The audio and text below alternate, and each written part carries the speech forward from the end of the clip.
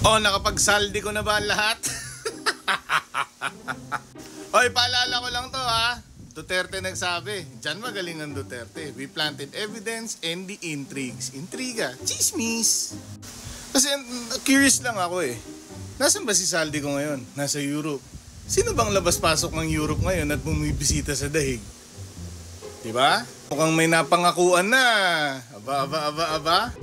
Ito na ba ang gagamitin pasabog para sa 16, 17 at 18 ng peaceful rally ng INC?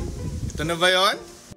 Pero balikan natin yung sinabi ni Saldico. Actually, Shelo Magno raised a good point. Ito. Ayan.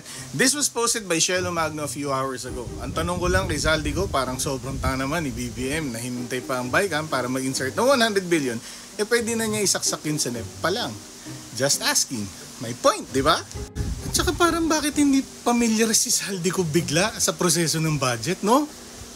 Oh, eto rin, sinabi ni Sara, kapag meron kang aligasyon, wala kang ebidensya, ang tawag dyan, chismis, ang tawag sa'yo, chismosa. Sara, eto ba yung sinasabi mong pinaimbestigahan mo si Saldico at may nakita kang mga transaksyon na pwede mo siyang kasuhan? Asan ang kaso? Ba't di mo kinasuhan? Ikaw naman, oh. Ibalik ko lang dito, kasi pumalpak sila sa Senate coup. Plan B, yung Saldico.